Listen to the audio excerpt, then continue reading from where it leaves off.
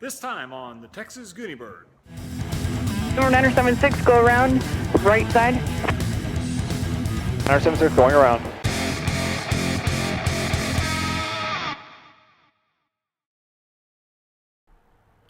So this time on the Gooney Bird, let's talk about controlled airfields. Specifically, we'll talk about non-movement areas, and we'll watch one landing approach that could have gone pretty bad had it not been for some quick reactions. So let's cut to the cockpit. Alright, while we're doing our run-up today, let's talk a little about controlled airfields. As you might know, the vast majority of airports are uncontrolled, in other words, without a control tower. So depending on where you do most of your training, you might have very limited experience with controlled fields. Whether you're a new pilot, a rusty pilot, or one in training, I highly encourage you to try and get a tour of the control tower. ATC may or may not grant you permission, but it's certainly worth a try. This not only shows you the technology they use, but also lets you meet some of the controllers face to face. Once you meet them and realize they are just ordinary folk like you and me, your communication skills often improve drastically. I toured my local control tower recently and met some of the great guys and gals that are busting their butts every day, keeping our air and taxiways safe. Unfortunately, we're not allowed to photograph the interior of the tower for security reasons, but here's their view of the airfield.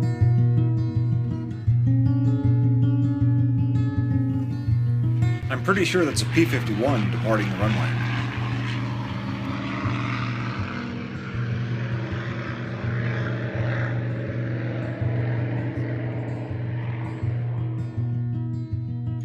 One of the controllers I met was actually on ground control today. This fellow is not only a controller, but is also a private pilot. Let's listen as he takes a moment to welcome a student pilot back from a solo flight today. What's ground? This is Cessna 106 Alpha Foxtrot Hotel, going to American Flyer, and this is a student pilot. Thank you. 106 Alpha Foxtrot, welcome home. Good job. You made it back just fine. Turn left on Foxtrot, proceed northbound, hold short echo. We go to American Flyer via Foxtrot and hold short at Echo. And thank you so much for your help, sir. I appreciate it. Didn't have any trouble at all, did you? Nope. I don't know, maybe it's just a southern hospitality kind of thing, but I find the vast majority of controllers down here really seem to care about us pilots. If I were to ever run into any trouble in flight, I certainly hope that a great controller like this one is on the other end of the radio. One topic of conversation that the controllers and I had was about non-movement areas. Now, I'm sure I might have studied about non-movement areas over 2 decades ago when I took my written test, but I certainly didn't remember any of it. So after the tower tour, I looked up what the heck a non-movement area actually was. Here's from the FAA site. You can click on the link in the description later if you want to read more. It looks pretty similar to the hold short lines we see near runways, but instead of 2 solid and 2 dashed lines, the non-movement boundaries have just 1 of each. Basically, if you're on the solid side of the line, you're not required to talk to the tower, whether you're taxiing your plane or driving a car or scooter or skateboard or whatever. If you are on the dashed side of the marking or wish to go to that side, you need to be in contact with ATC. Since ATC is responsible for movement in this area, they call it a movement area. Kind of makes sense. Likewise, all the fuel trucks, bicycles, segways, and yes, aircraft that are on the solid side of the mark can move about freely without permission. That area the FAA calls a non-movement area. Now at first glance, that doesn't seem to make a lot of sense, but it does when you think of it from the tower's perspective. Again, the area they control movement on is the movement area. Anything else is a non-movement area, which just means you can move about at your own volition. Now, non-movement boundaries are not demarcated on most taxi diagrams. So the question is, if you want to taxi from where you're tied down and go fill up with gas or wash your plane, how exactly do you know whether you're going to need to call ground control? Well, you could just taxi until you see a boundary and then call. Or you could always just call no matter what, though that might annoy some controller that hasn't had their coffee yet. My airport has a lot of stuff going on, as you can see. In fact, we have 3 hotspots as indicated by the designation HS. I don't want to mistakenly go anywhere I'm not supposed to. It could be embarrassing at least, if not deadly. So try this trick. Get on your computer when you're at home eating Oreos in your pajamas. Go to a map site like Google and type in your airport code name. Make sure it's set on the Earth view. So how can you tell if it's a non-movement area all the way from the hangars to the fuel pumps, for example? Well, you can just zoom in, and if you live in a fairly densely populated area, Google will show enough detail to see the actual markings on the taxiways. Here are the fuel pumps, and over here is where the movement area starts. So yes, I could taxi from the hangar to get fuel without calling ground control at all. Personally, I would monitor ground just to be sure that a couple of F-16s aren't about to run me over, but that's just me. You can see that the movement area starts over here, and the hold short line for 17 right is right here. That, by the way, is not my plane holding short.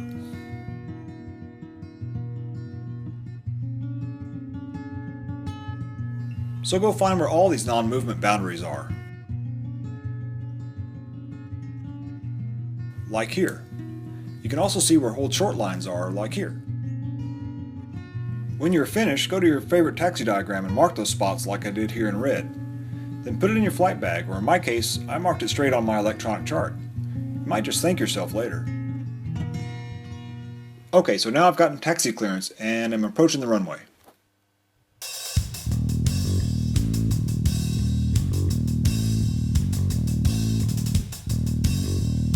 Hooks Tower, Turkey 15976 is ready to go at 17 Approaching right. runway 17 right. November 15976, Hooks Tower, stand by for landing traffic. 976, standing by. All right, looks like a twin coming in.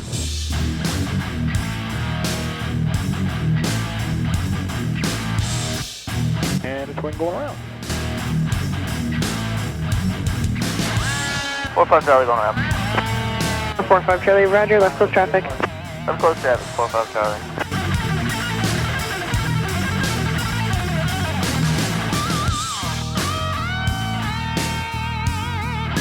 November 15976, runway 17 right at Charlie, clear for takeoff, left close traffic. Preceding aircraft is also in the left close traffic pattern. Clear for left closed traffic, 15976 will follow traffic. Alright, here we go. So at my home airport, Hooks, we have a nice variety of aircraft coming and going. Everything from small single engines to multi-engine jets to military trainers to helos to B-17.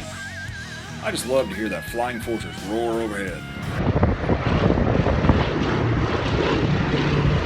Lots of instrument or IFR approaches too. The field is a Class Delta, which is directly under the Houston Class Bravo airspace. For those of you who are not aviators, let's just say we've got a lot of planes flying around here.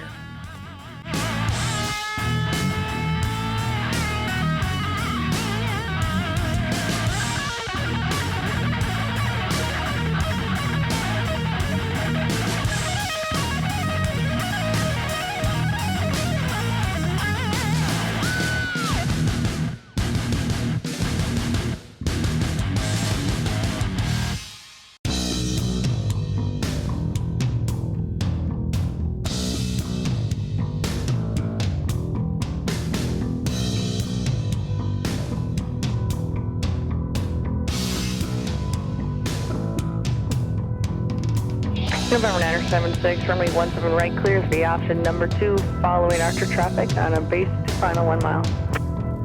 976, number 2 for 17 right. Just got landing clearance.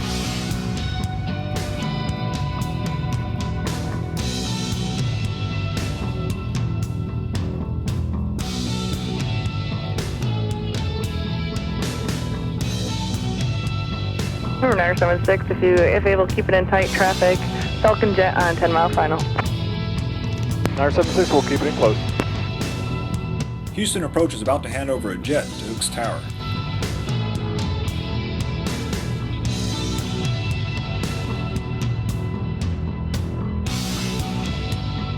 I just cut back my power, and here I am adding the first notch of flaps.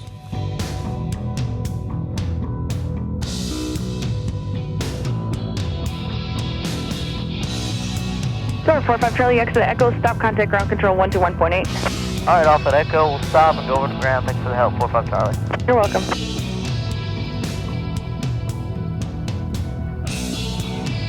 Hooks Tower, Falcon 528 Juliet Lima is with you 2 miles north of Pittsburgh for the RNAV approach for an option. Falcon 528 Juliet Lima, Hooks Tower, wind 080 at 4 altimeter 2988, runway 17 right. Clear for the option number 2, following Archer traffic on a 1 mile base to final. 528 Juliet Lima, roger. Number 8 Juliet Lima, after the option, fly heading 310, maintain 2000. 310 and 2000 on the miss. Juliet Lima. Here I go, turning final approach, ready to land. I'll then clean up the airplane and take off again. In other words, do a touch and go.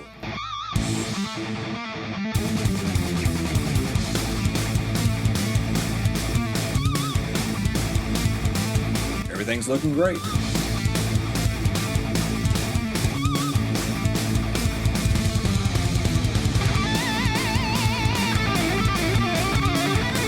Falcon 528 Juliet Lima, are you planning to do a low approach or touchdown on the runway?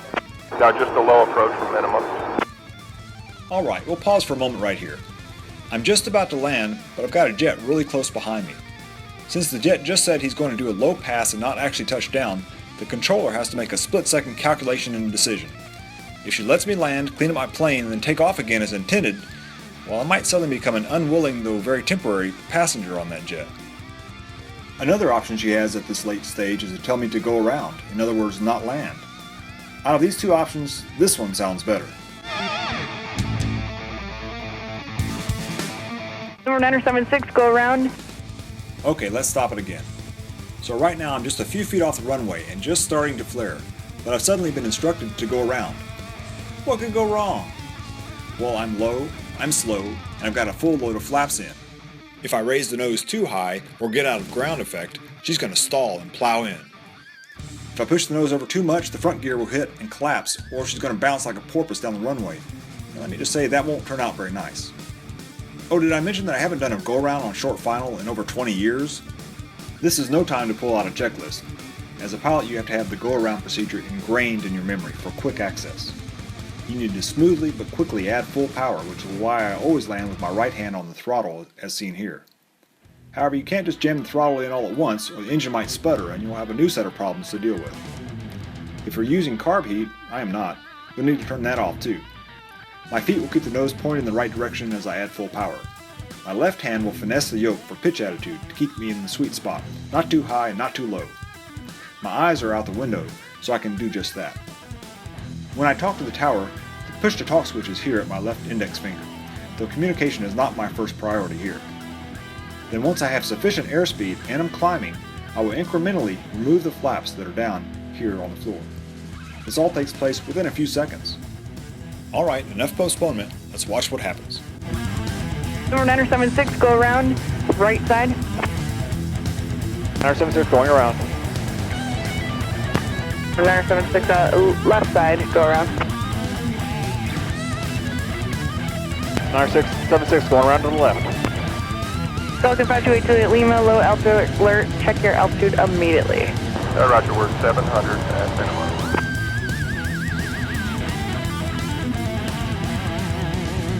Wow, that actually wasn't too shabby. I kept my cool and used my training, even though it's over 2 decades old.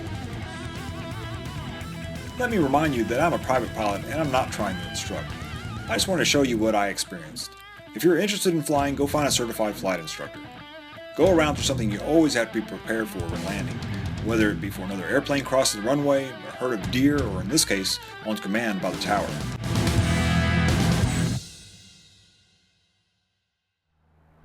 Well, that was kind of fun.